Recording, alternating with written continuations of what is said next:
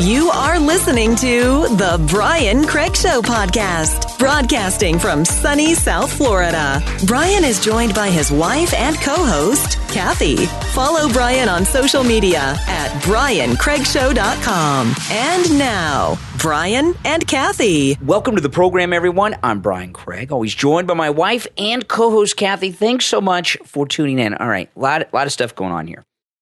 Now, there's a lot of fallout going on from Tucker Carlson. He did that one night.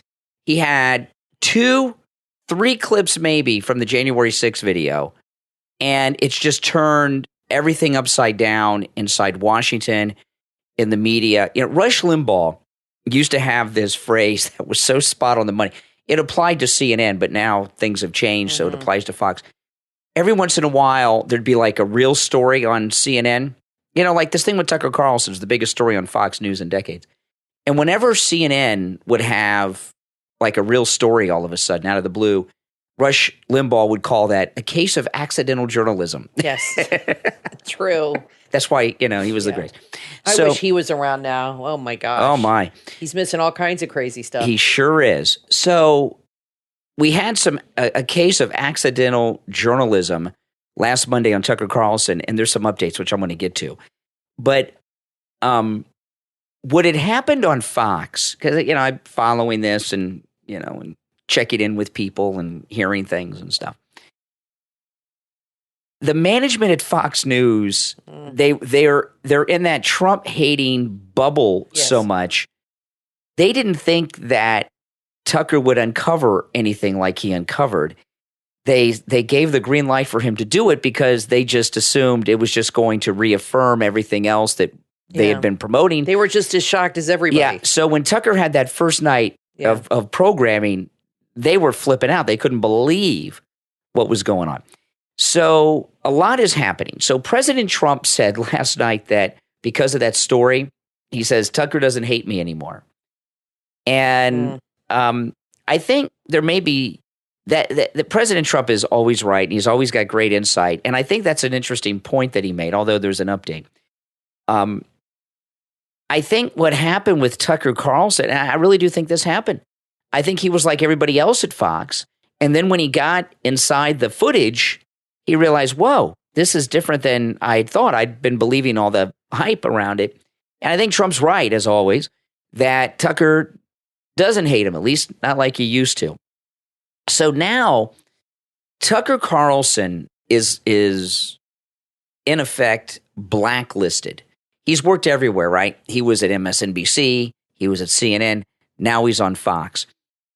He's now beyond this job. He is unemployable by the big money mainstream journalists. And I know he'd never get another job again. And I know I'm going to hear from people. Well, he can go to One American News, he can go to Newsmax. They might not want him either. Yeah, he has now been blacklisted from the entire profession of journalism because he actually did some real journalism, okay? And they shut it down because he did some real journalism. There's no doubt about that. And I had a caller today that made a very interesting point. They were listening to our podcast from yesterday, and on yesterday's podcast, I was talking about Brian Kilmeade and this whole thing he was doing with DeSantis and everything else. Yeah. And a guy called me on the radio this morning, and he said, I agree with you. Tucker's out. It's just a matter of when and how and all that stuff. They've been after him a while. And the caller thinks that Brian Kilmeade is angling for that primetime slot that Tucker has. Yeah, I wouldn't be surprised. And I think so. And or Brett Baer. It may be. Brett Baer's got a good thing that's more serious. Who knows? But anyway, I think we learned from Bill O'Reilly. Nobody is irreplaceable at Fox. Bill O'Reilly was the golden boy. He had great ratings. He was like the man that everybody watched and talked about. Now Tucker has done better than him, which I'm surprised. Yeah, but he has. But they got rid of Bill O'Reilly, and they're going to get rid of Tucker. It's a matter of time. It's already been decided. He is playing both sides of the fence, and when you play both sides of the fence, you're going to lose. You have to pick one side or the other, and he's trying to play both sides. He's playing Trump, and he's playing Fox. He's playing both sides here because he's in self-preservation mode. And I think he's been in that mode for a while. And that's not going to work for him. And this goes into him having no convictions and being a coward. Megyn Kelly, okay, I was really aggravated with her. I was a big fan of hers, and then she went after Trump and all that. But, she at least, is a woman of conviction and isn't afraid to speak her mind. She said something on NBC, which was just ridiculous. They fired her for the Mr. T costume. It was so stupid. They just want to get rid of her. But she's like, whatever. She does her own thing on YouTube now, and she's always talked about in the news and the Daily Mail. But at least she speaks her mind. It isn't afraid. Tucker is a coward. He doesn't speak his mind. Like I said, he's just in survival mode right now. And he's telling whoever he's talking to whatever they want to hear to keep his head above water. That's right. That's how I feel about him. I don't respect that. They have already made the decision to fire Tucker Carlson. They're just trying to figure out how they're going to do it, because when they fire him officially, they want to still be able to control him. One of the reasons he's not already been fired, that he's still on the air, is because they can control him while he's working at Fox. Right. And they're trying to figure out an exit strategy. And what Tucker is doing is he's in a panic mode, trying to save his job at Fox. And I'm going to play you a clip of an interview he did. He did a podcast interview, and it's one of those hostage videos. He's talking about Trump, and he's doing whatever he can do at this point to save his job at Fox News, because these other people at the other outlets are so upset at him because he did some real journalism. He's unemployable among the big boys. Yeah. And he doesn't want to go the Megyn Kelly route. But anyway, let me play this. That footage just opened a whole can of worms and created a lot of problems for a lot of people. So that's why they're pissed at him. The worms in the can of truth. It's the can of truth, not the can of worms. He opened up the can of truth. Yeah, and they can't handle it. And the can of truth had all kinds of things in it that they don't like. And the people working against him, created a lot of problems. They're the worms. But anyway, let me play this clip. This is Tucker Carlson on a podcast interview, which I would really call a hostage interview, and he's trying to save his job at Fox News Channel. I saw Trump said he could close that in 24 hours if he wanted to. Do you think he could? I have no idea. I mean, he couldn't build a border wall in 4 years. So, there is a gap between promises and delivery with all politicians, very much including him. Okay. Now, we know he didn't finish. The one was almost finished, by the way.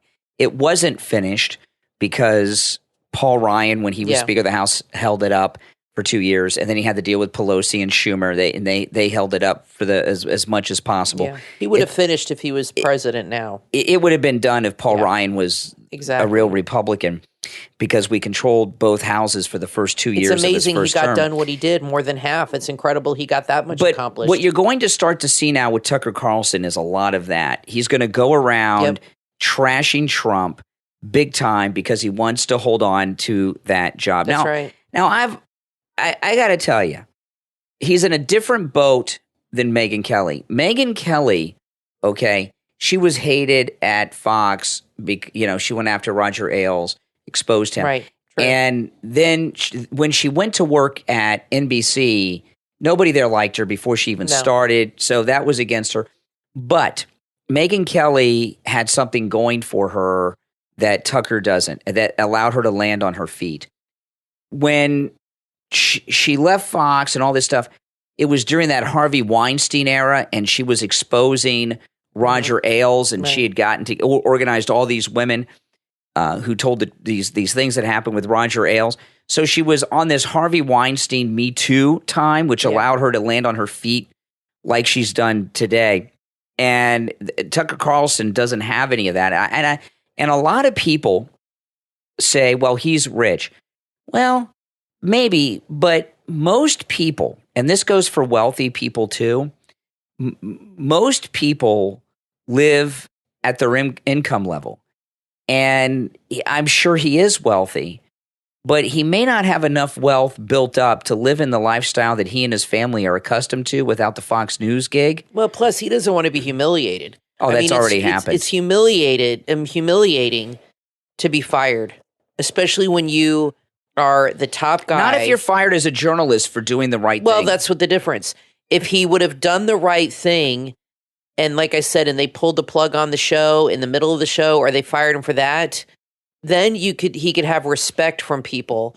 But they're going to fire him for something else, and it's going to be a humiliating thing, and everybody's going to love it and have their lap of laughing at him on all the talk shows and everything, and they're going to make sure he goes out disgraced. And I think he handled this whole thing. And you're right, he's panicked, and he's now going around like when Obama did that apology tour. That's what Tucker's doing right now, like his Fox apology tour and letting everybody know, like I said, now they can control him. And like I asked on the last show, is it better to fire him or to control him? And it seems to me like they're going to keep him around, like you said, to control him because he is very popular and gets a lot of views. And now he'll say whatever they want him to say. That's right. He'll say whatever they want him to say to save his job. So that is probably a better deal for them. So because Trump's running, so that's a better deal to have him against Trump. What I'm telling you guys, in their opinion. Yeah, what I'm telling you guys now is Tucker Carlson has been fired. The decision has been made. They just have not officially acted on it yet. And they may never. They may decide, you know what, we can control him. We got him under contract. Right. But I don't think so. I think they are so ticked over there. They might feel that I think that not only is management ticked, I think a lot of people over there are ticked. And I'll tell you another thing. Sean Hannity hates him. He's jealous of Tucker Carlson, and he wants. There's a lot of people that want him out. Even Hannity wants him gone. Okay, and Laura Ingraham is part of that Lincoln Project crew with Ann Coulter and all those people. So she's Rhino. So they hate him over there. So he is in a place where there's hatred and jealousy of him among the staff and the management. He's done. Let me know in the comments if you guys think they've already made the decision to fire Tucker Carlson or not.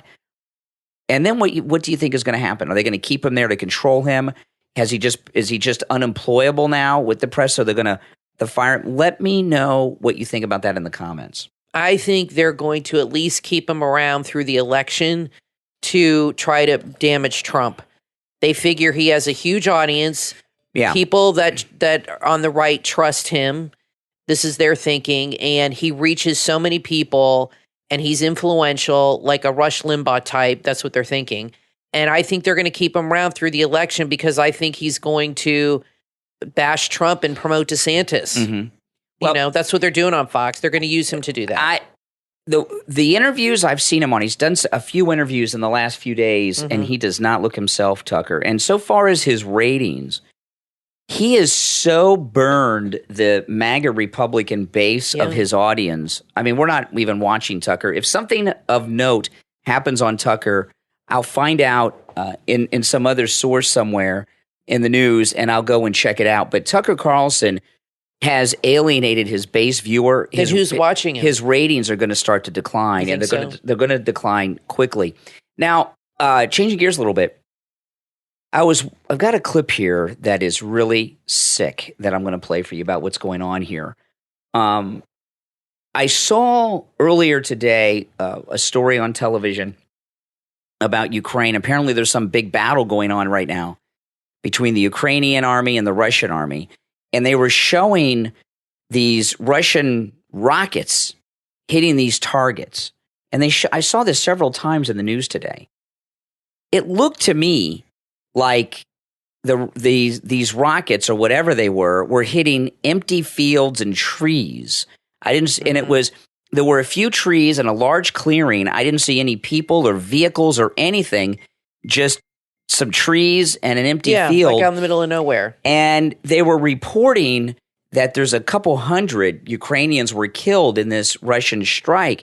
And I'm where are the coffins? Where are the bodies? Where's the blood? I don't think there's much of a war really going on over there. I think there's some minor skirmishes, and I think there's a lot of, based on what I've seen on television, there's a lot of firing into empty fields and blowing up some farmland. A lot of hype. Yeah, exactly. And you watch people in the Ukraine on YouTube. All the time, these millennial YouTubers. And they're just going about their daily business.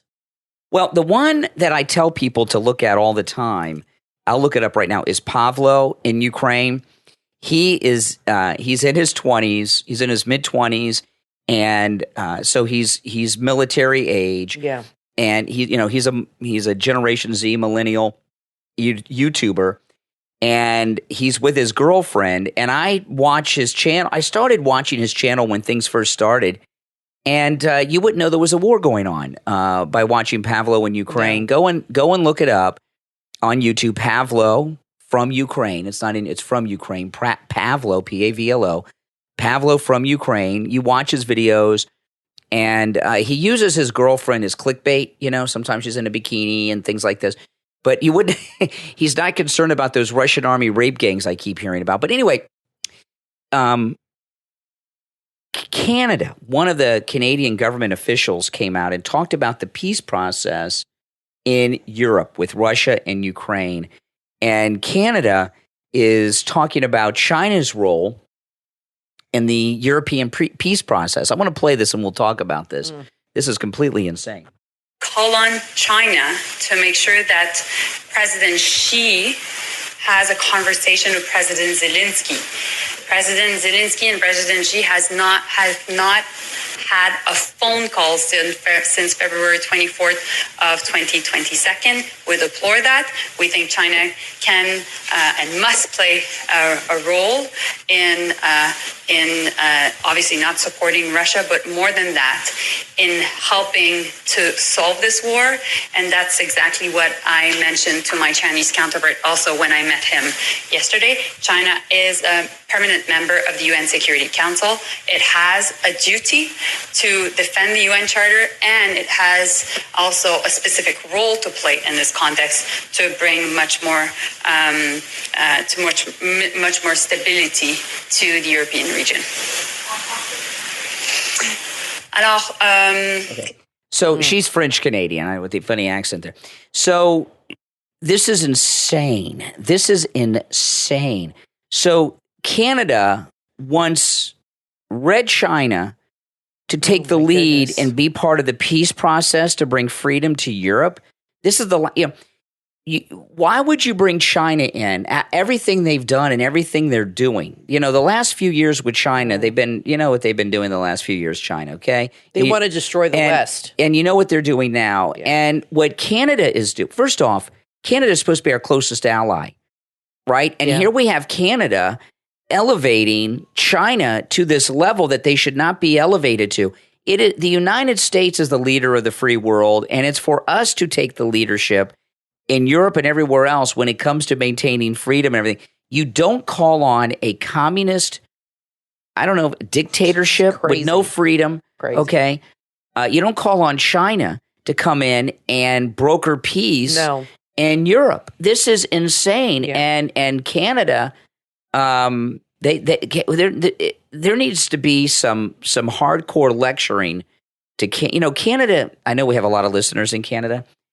80% of the population of Canada live within 150 miles of the U.S. border. What does that tell you? Canada is a country in name only. They're nothing without us. We got to put some pressure on Canada to stop elevating our enemy, China. Here we got China attacking us through that spyware thing called TikTok. Let me ask you They're sending this fentanyl in. They're doing everything. I'm not going to go through a list, but you guys know everything they're doing and everything they've done. And here we have our allies at our northern border. China's attacking us at our southern border with fentanyl and the border jumper issue down there. That's all China. Yep. And they're doing many other things you guys know. And now here at our northern border, we got Canada trying to elevate China to become the broker of peace worldwide. Now this has got to be stopped. Liberals have always been insane, okay? But if I could say anything that's been a negative from Trump, and it's not his fault, is the Trump derangement syndrome has driven liberals to a place that you would never think about in your wildest dreams, maybe your nightmares. Ever since he got into politics, they have become so radicalized, like beyond anything we could have imagined. And it's not his fault, but it's a reaction to him. And it's just snowballed. It's just getting worse and worse and worse. And don't you agree with me? Like, it seemed like when he got into office and when he got into politics, he triggered the left so much that they started anything he has a lot of common sense, and he says that. So anything he wanted to do, they had to disagree with automatically, even if it made total sense. They had to disagree with him. And it pushed them into these radical positions that are insane. And now it's taken on a life of its own. And I don't understand what's going on. I don't understand their mindset, the things they say and do. They had this professor at Stanford, which is one of the best colleges, law school, invited a federal judge. And let me tell you, there's a reason she invited this guy. He's a Trump-appointed judge. They brought him there to attack him, not to listen to what he had to say. And believe me, she chose him for a reason. And that's exactly what happened. He went to speak to this class of law students, and they mocked and jeered and treated him so poorly. The university apologized. The teacher had to apologize. And he came out and he said, look, don't feel sorry for me. I'm a federal judge. He said, but if these kids act like this, they should not be lawyers or judges because they don't know how to control themselves, and they don't know how to have a civil discussion about anything without trying to silence you or bully you. And that's what this generation is now. If you don't agree with them, these liberals, I mean, they've always been on the cusp of nuttiness, but now they're like Nazis. And we're the Jews. I mean, that's how it feels. Like they're the ones trying to silence us and or the shove gypsies. us, and shove us into the gas chamber here, like Jane Fonda said, because we don't agree with them. It's crazy the things they do now. I mean, how can they defend this? Yeah, they can't. I don't understand how liberals can defend this. What's happened is they're crazy. Is that the university system has become basically the Hitler Youth. They're teaching them to hate. That's right. A group of people that they disagree with, and because they disagree with them, they should be destroyed. Now, exactly. The teacher that invited him, and don't you agree that they invited this guy on purpose because he's a Trump-appointed judge? Probably. Of course. She wanted him there to tar and feather him. Yeah. And she said to him, your policies endanger this country. Well, that's her opinion. So that gives her the right to sit there and mock him and try to humiliate him. But he handled himself with grace, and he said, look, don't feel sorry for me. He said, but none of these kids belong in the courtroom. Now, I got to thank you guys in this listening audience. I got a call from Mike Lindell's office, and they were talking to me about the incredible response that they have gotten from the brand new 3-inch MyPillow mattress topper 2.0. And I just started talking about this on Friday, and here it is Monday, and I heard from Mike Lindell's office first thing Monday morning. Mm-hmm. Isn't that something? I mean, it's amazing. Tomorrow. We didn't order it? Okay. No, not yet. I'm ordering it tomorrow. Okay. I just forgot. Now, listen, the 3-inch MyPillow mattress topper 2.0. Yeah. This is amazing. Now, Kathy and I have been sleeping on the 3-inch MyPillow mattress topper. It'll be 2 years next month. I remember we got it in April. It's still like new. It is. It's still like new. But the 2.0 mattress topper has that cooling technology that the MyPillow 2.0 has, which will keep your entire body cool and the perfect temperature all night on top of getting that great comfortable sleep. Now, if you think you need a new mattress, you don't. Get your 3-inch MyPillow mattress topper 2.0. It comes in all mattress sizes. With our promo code KANE at checkout, KANE at MyPillow.com, it is 40% off and free shipping. 40% off and free shipping. And a couple things about the 3-inch MyPillow mattress toppers, okay? You'll wake up in the morning and your body won't be creaking or cramped or sore or stiff. That's something. Being cool is better for your muscles and joints anyway. Yeah. It is. Yeah. The 3-inch mattress topper that we now have, the regular one, you wake up and you're not sore, you're not creaky, you're not cramped, you're not stiff. But still, now with this cooling technology in the 3-inch MyPillow mattress topper 2.0, being the perfect temperature all night, plus we got the MyPillow 2.0s. Yeah.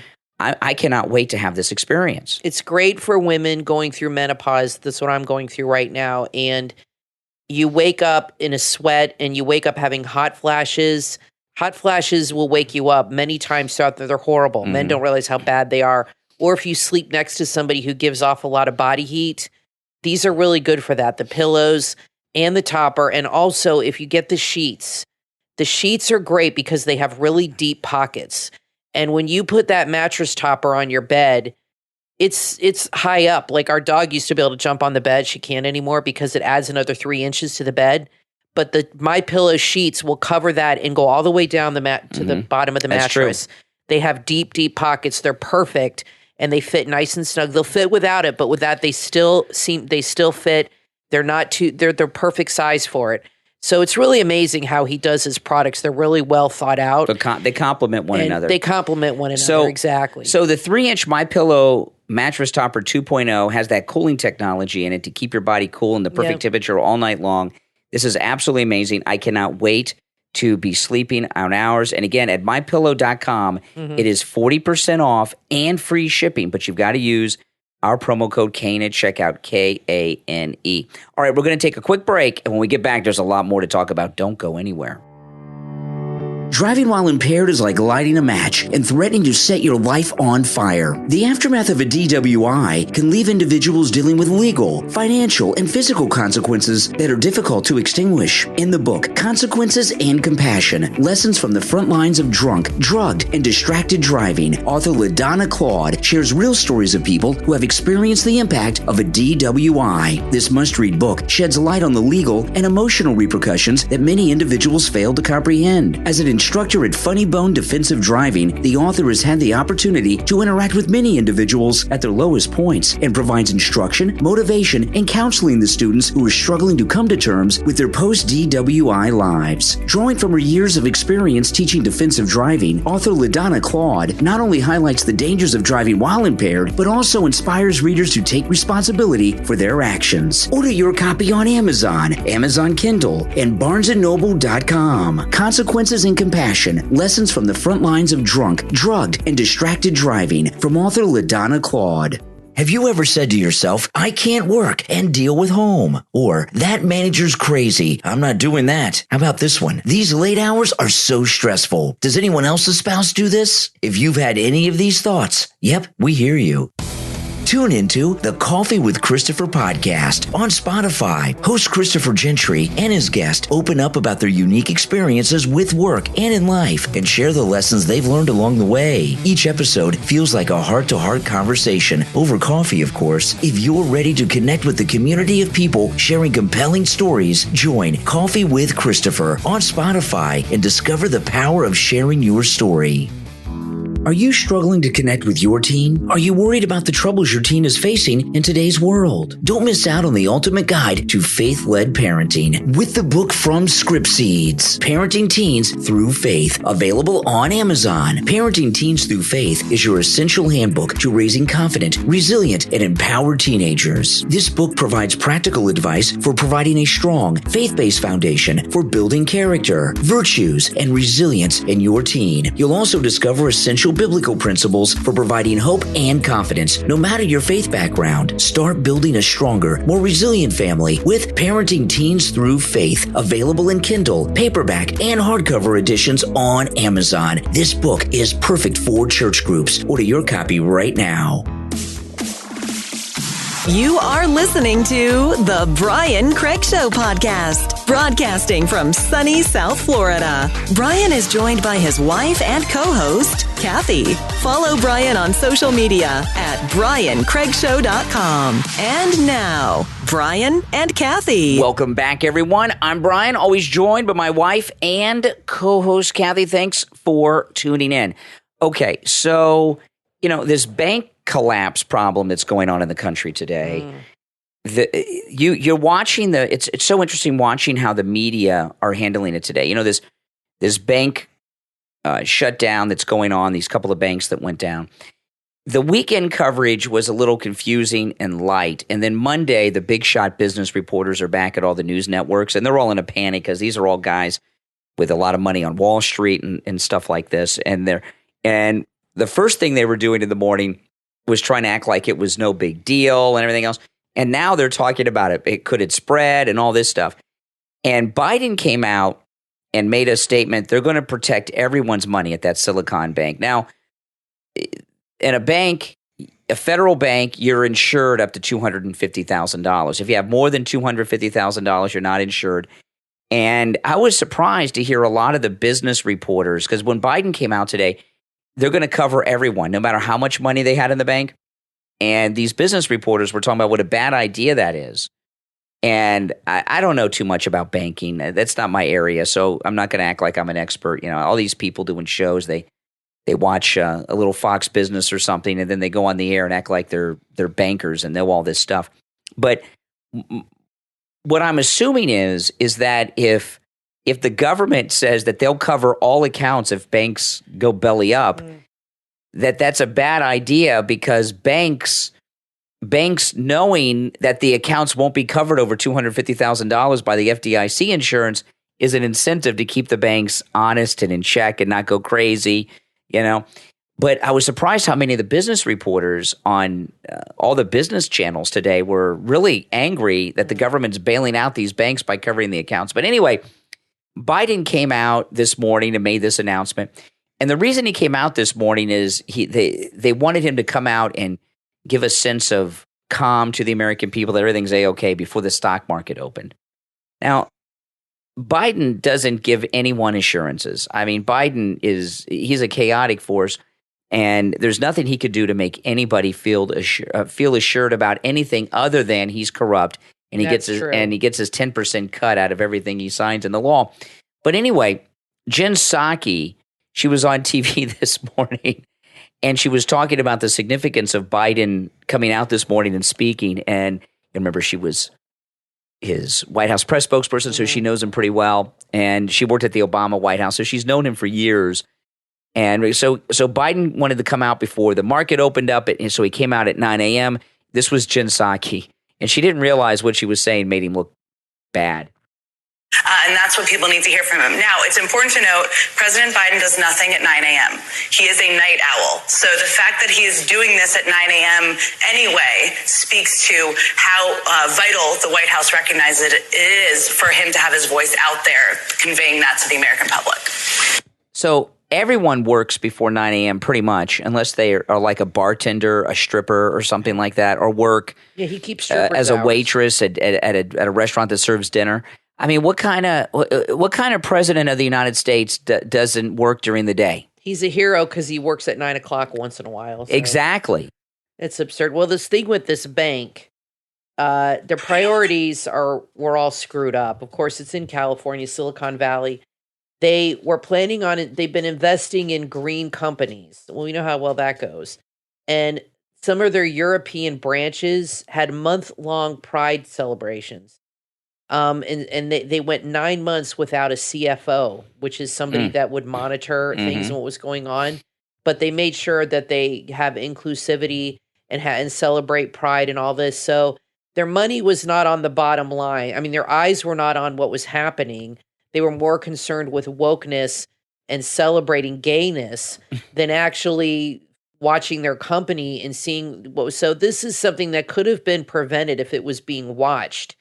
But nobody would have their eye on their investments, and they said the hiking of the federal interest rates hurt them too. But like I said, nobody was in a position to keep an eye on these things because they were too busy celebrating these woke, stupid things. I mean, I don't know when these companies are going to realize you go woke, you go broke. I mean, that's just the way it is. And they just don't seem to understand. You know, it's really incredible. When I was younger, I always assumed companies were run by conservatives. I mean, maybe that's the way it was in the 80s, in the 90s, but I just am shocked at how many people that are involved in money are so liberal. Yeah. It's just shocking to me. Well, it's when you think that people that are in business were conservative, I mean, they're not. Not in Silicon Valley. Not in a lot of places. I guess not. And one more thing about the Walgreens, you know, they keep attacking DeSantis over what he did with Disney and the Reedy Creek and how he took over that government. And they're calling him a dictator. One guy on MSNBC called him Mussolini. But meanwhile, Gavin Newsom just ended a $50 million contract with Walgreens, and they're supplying drugs to the prisons out there because of their stance on the abortion pill that they won't carry. And now I wanted to talk about this Miami city commissioner who they say got nervous when it came time to recite the Pledge of Allegiance. This is the audio of it. This is a Miami. Her name is Sabina Covo, which is a Miami city commissioner, and it was her turn to say the Pledge of Allegiance, and it didn't go very well for her. Commissioner Koval, would you lead us in the Pledge of Allegiance, please? Silence, right? Complete silence. You know it? You don't know it? Okay. Okay, one of the commissioners said, "You don't know it? You don't know it?" And she says, "Okay." Is she a citizen? Because you have to know that to become a citizen. Well, Indivisible, with liberty and justice. okay, now that's not her. That's one of the other commissioners. So what had happened was the one commissioner says, "You don't know it? You don't know it?" So the other commissioners started saying it to save her. Now, she has since said she got nervous. This woman was not nervous. She did not know the Pledge of Allegiance. Brian, I'm wondering if she's like an illegal or not. No, she's not illegal. No, she's not illegal. She's How do you know? She's a U.S. citizen. She's Colombian. She's American. Because I looked her up and read up on her. So she is a citizen. But here's the thing with this woman, okay? She didn't get nervous. She has a background in communications and television, okay? Oh. So she did not freeze up at a little city commission meeting in Miami. No. She's a professional public speaker, all right? She just didn't know it. So the question is, why did she not know it? And I looked her. She's a Democrat, by the way. I did, which is very difficult to find. I had to go through about 10 or 15 articles on this to find out that she's a Democrat. I knew she was a Democrat because she didn't know the Pledge of Allegiance, okay? But I wanted to find it in writing because you never know. It's Miami, So you never know. There are a lot of Republicans in Miami, but I just had an idea that she wasn't one because she didn't know the Pledge of Allegiance. She did not know the Pledge of Allegiance. She's 43 years old. She did not know the Pledge of Allegiance for one of two reasons, okay? One, where she went to school in Miami, they don't do it anymore because that's been a controversial thing. It's ethnocentric and all, the Pledge of Allegiance to the flag of the United States. And the other thing is, a lot of times, she's Colombian American. She's a U.S. citizen. There's no assimilation anymore into becoming an American with new waves of immigrants and their children. And that's the way it used to be. We Kathy and I have talked about this. My great-grandfather on my mother's side was from Greece, and my grandmother didn't speak any Greek. Either did her brother or her sisters. No. And I used to ask her about this all the time. They even had a Greek restaurant. And my grandmother worked when she was young as a waitress at the family's Greek restaurant. I said, "Why don't you guys speak Greek?" And she said, "My father wanted us to be Americans, not Greek." That's right. That's how my great-grandfather, he was from Italy. He changed his last name from Frecci to Fretch. And my grandmother had 6 siblings. They grew up in Pennsylvania. She was born here. But my uncle came from Italy. And anyway, I asked her, "Do you know Italian?" Because her parents were from Italy. She said, "Not really." She said, "My parents wanted me to know English. They didn't really speak it around us. We all had to learn English and speak English." That was the way it was. Yeah, in fact, my grandmother, the only Greek she knew were swear words that her father would yell out when he was ticked off. She would tell me like he hit his thumb with a hammer. Back then, they wanted to become American. They were proud of it. My mom's Canadian, but you call her Canadian, she'll yell at you. She'll say, I'm an American. I'm an American. She's a U.S. citizen. She became one in 1976. She gets very upset if you say she's Canadian, even though her whole family's still up there. But that's the way it was. People wanted to be American. They were proud of it. And it was not something to be ashamed of. And I don't think everybody who is like this woman. I think most people still are proud to be American, despite what the liberal media wants you to think. Not Democrats. Maybe not Democrats, but well, see, this is a big problem. It's a big problem, and this story has been all over television today, and they act like it's a big joke. And it's not a big joke. It's a big problem. We have an epidemic in this country that America is bad. I'm going to tell you guys, the United States is the oldest democracy in the world. I know somebody will leave a comment on YouTube. The Greeks.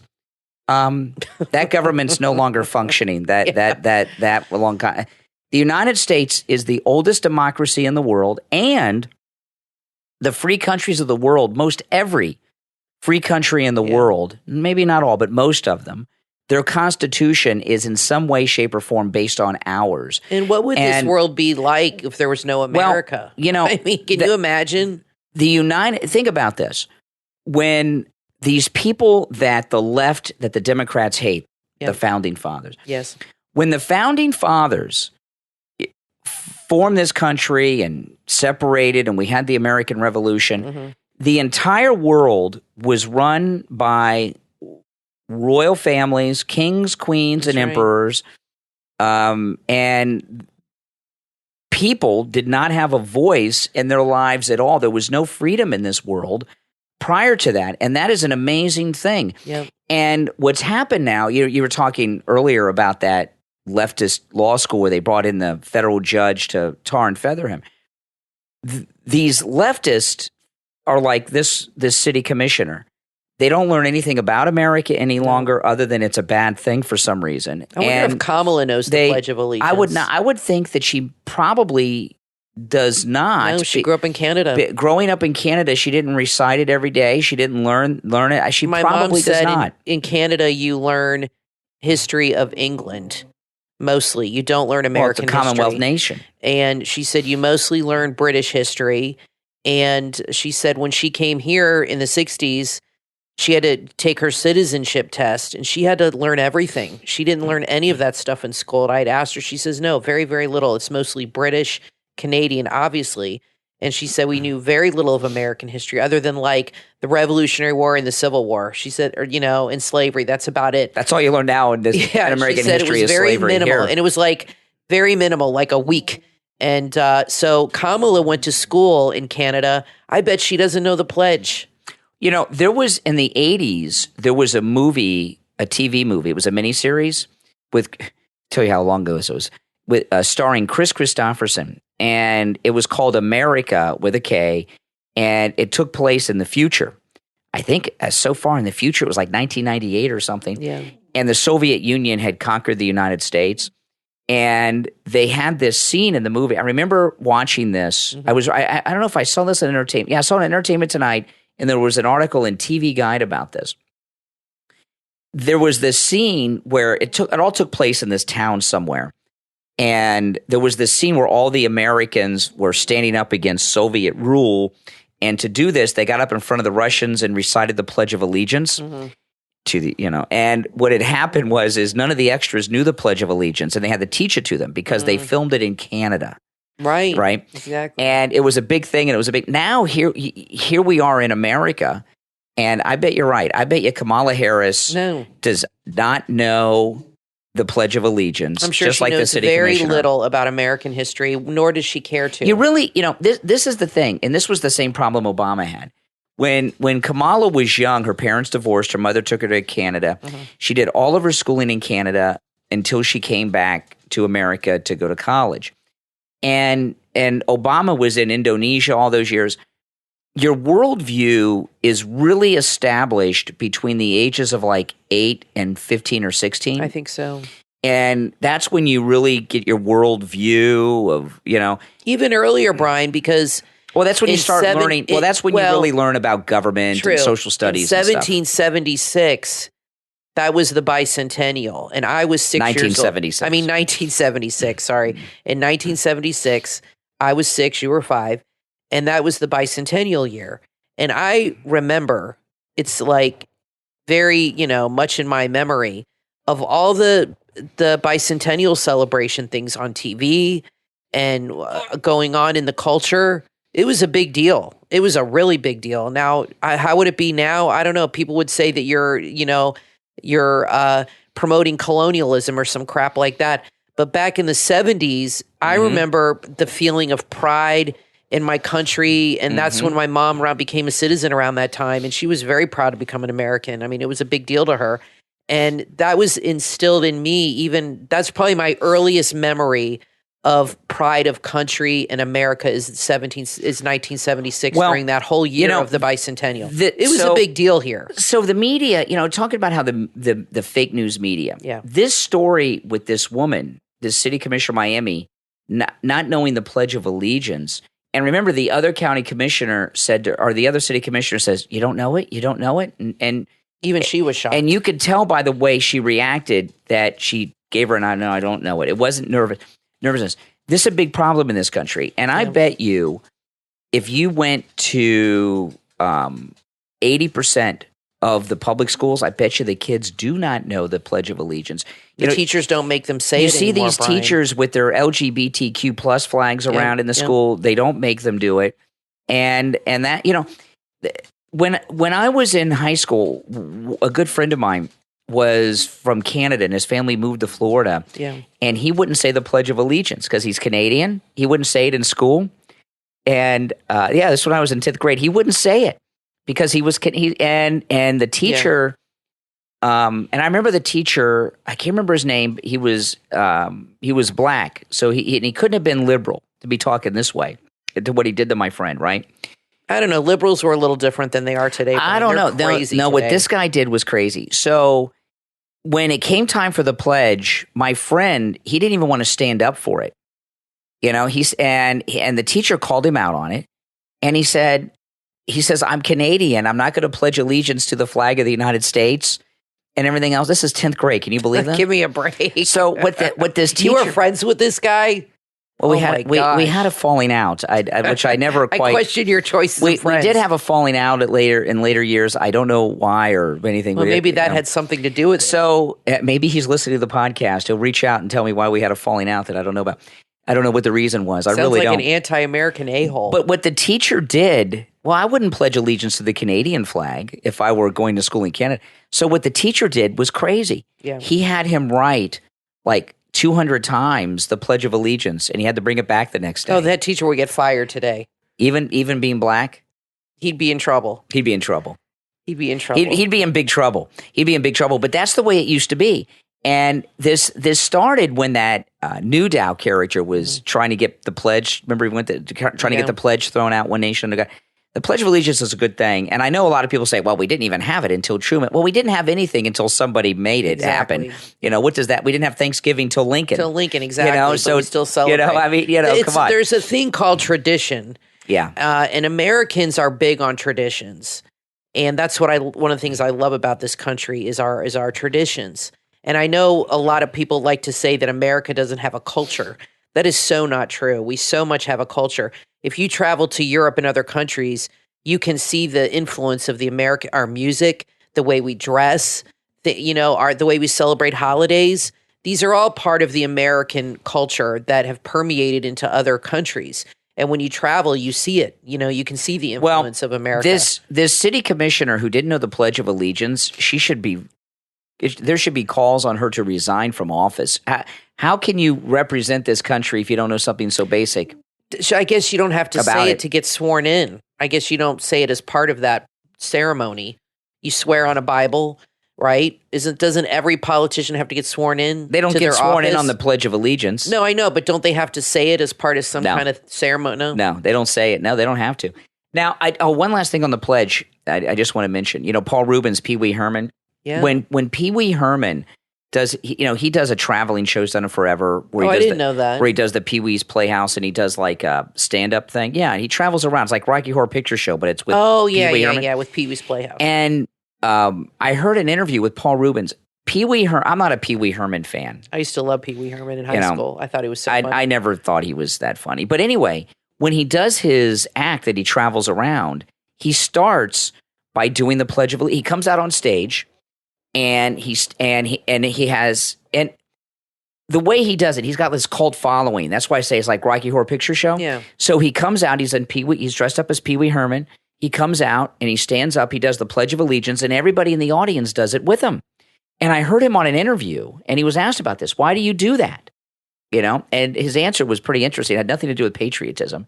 He says, when I come out on stage, everyone, they're big fans. So they're, oh, Pee Wee.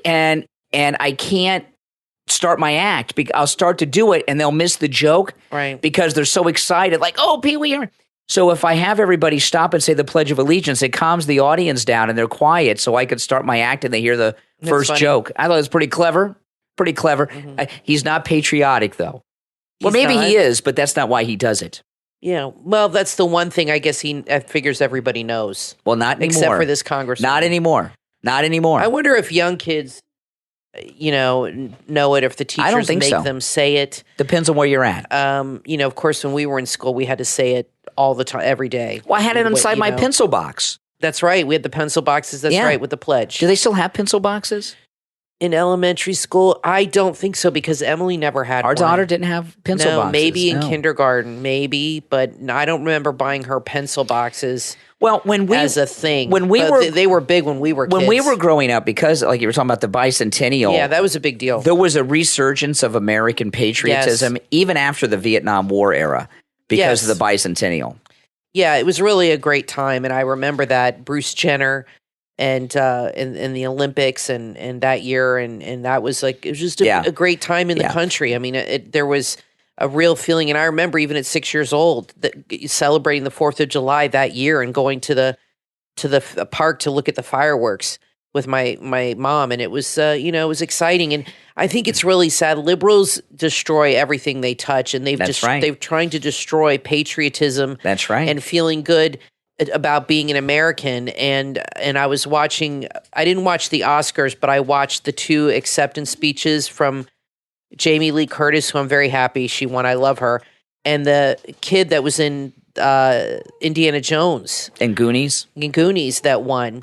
And he gave a speech and he said, I am the American dream. You know, I came here, I was in a refugee camp, and now I'm here standing with an Academy Award. And he had real pride for the country for being here. And he was happy to be here and so proud to be in this country. And you could see it on his face. And I like to see that. I like to see people appreciate what America can do for them. Wow. Because it can. You can't have that kind of life. All these celebrities that bash America, like George Clooney and all these jerks, they couldn't have a life like this living somewhere else. Now, I want to take a moment to thank all of our Patreon supporters for their support of the program. Thank you so much. Your support helps us out a lot, and it means a lot to both Kathy and myself. And if you would like to become a patron of the program, there's a link in the description of this and every episode. And there's also a direct link on my website, briancraigshow.com. And if you become a patron of the program, you have access to commercial-free editions of each and every podcast episode. You have access to our private group where you can communicate directly with Kathy and me all the time. And if you're already a patron and you want to join that group, because a lot of our Patreon supporters are members of it, but some people just haven't, participated. If you'd like to participate in that group, contact us on the patron page. Yeah, you can message us through Patreon. And we'll give you that information because it's a secret group and a secret place that only Patreon supporters have access to. I'm not kidding. I'm serious. It's not nefarious. No. But it's nice. Yeah. And our top Patreon supporters get a live on-air thank you shout out on every podcast episode. And the names you will hear now are our top Patreon supporters. I want to thank Andrew and Connie, Christine, ETW, Chuck, D, Pamela, Rick, Nick, Wesley, Macho, Rome, Wisconsin, Mike P., Carlos, and Paulette. These are our top Patreon supporters. Thank you so much, guys, for your support. Hey, listen, everyone, thanks for tuning in. I'm Brian Craig, always joined by my wife and co-host Kathy. We'll talk to you next time. Are you ready for an adventure like no other? Then you need to read The Mountain from author YYGA, available on Amazon. This thrilling history follows a group of friends as they hike a mountain that has long been shrouded in mystery and terror. Chapter by chapter, you'll follow their journey through the treacherous terrain and the terrifying encounter with an evil creature that pursues them relentlessly. But the friends aren't ones to give up easily. Armed with only their wits and a few makeshift weapons, they gather their courage and face the creature head on in a battle that will change them forever. The Mountain is a short but intense read that will keep you on the edge of your seat until the very end. With each page, you'll discover new secrets about the mountain and the ancient evil that has been trapped within it for centuries. So if you're ready to face your fears and go on a journey you'll never forget, head over to Amazon.com and order your copy of The Mountain from author YYGA. It's a must-read for any lover of adventure and mystery.